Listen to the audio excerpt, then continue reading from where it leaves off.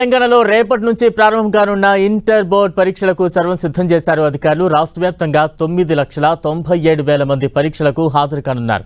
ఇక దీనిపై మరింత సమాచారం మా ప్రతినిధి రాముడు అందిస్తారు.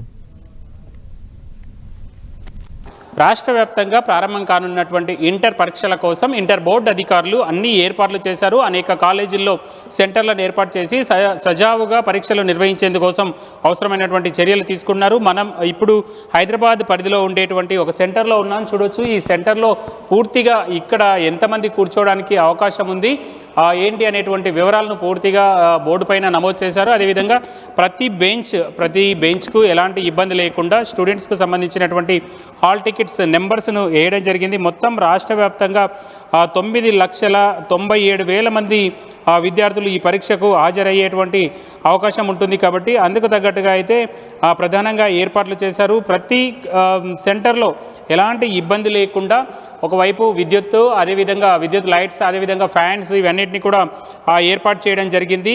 అయితే మొత్తం ఇందులో మొదటి సంవత్సరం విద్యార్థులకు సంబంధించి 4,89,000 మంది ఉండగా రెండవ సంవత్సరం విద్యార్థులకు సంబంధించి 5,07,000 మంది పరీక్షకు హాజరు కానున్నారు. మొత్తం 1,495 సెంటర్లను ఏర్పాటు చేశారు. అయితే మనం చూస్తే ఇందులో 9,97,075 మంది హాజరవుతుండగా పరీక్షలకు ఇందులో ఎక్కువగా హైదరాబాద్ జిల్లా పరిధిలోనే హైదరాబాద్, అదేవిధంగా రంగారెడ్డి, మేడ్చల్, మల్కాజ్గిరి ఈ 3 జిల్లాల పరిధిలో గ్రేటర్ హైదరాబాద్ పరిధిలోనే ఎక్కువ మంది విద్యార్థులు పరీక్ష రాసేటువంటి అవకాశం ఉంటుంది. ఇందులో ప్రభుత్వ కళాశాలల్లో 400 సెంటర్లు ఉండగా అదేవిధంగా ఎయిడెడ్ కాలేజీల్లో 200కు పైగా సెంటర్లు ఉన్నాయి. దాంతోపాటు 863 వరకు ప్రైవేట్ కాలేజీలు, ఇతర స్కూల్స్ కానీ కాలేజీలలో కానీ మరొక 7 సెంటర్లను ఏర్పాటు చేసింది.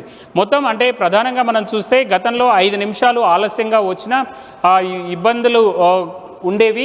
అయితే ఈసారి 5 నిమిషాలు కొంత ఆలస్యంగా వచ్చినా కూడా తాము పర్మిట్ చేస్తామని అధికారులు, ఇంటర్ బోర్డు అధికారులు చెప్తున్నారు. కానీ ప్రధానంగా మనం చూస్తే కొంచెం 30 నిమిషాల ముందుగా వస్తే ప్రశాంతంగా హాల్ టికెట్ అదేవిధంగా అన్నీ చూసుకొని సెంటర్కు రావడానికి ఉంటుంది. వాళ్ళకు కొంత అవగాహన పెరగడానికి ఈ ఏరియా పైన కానీ అదేవిధంగా టాయిలెట్స్, వాటర్, వాళ్ళ రూమ్స్ అవన్నీ కూడా క్లియర్గా చూసుకొని పరీక్ష రాసేందుకోసం అవకాశం ఏర్పడుతుంది. మరొక వైపు ఈ పరీక్షలన్నింటినీ కూడా సీసీ కెమెరాల ద్వారా కంట్రోల్ చేయనున్నారు. అంటే ఇక్కడ నుంచి పర్యవేక్షించనున్నారు.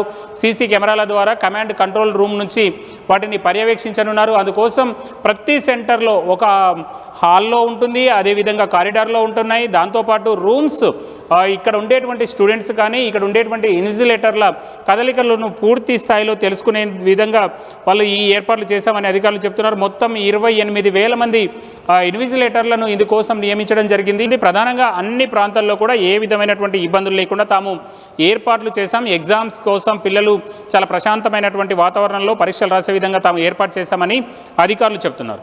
కెమెరా పర్సన్ రాజుతో రాముడు, 10 టీవీ, హైదరాబాద్.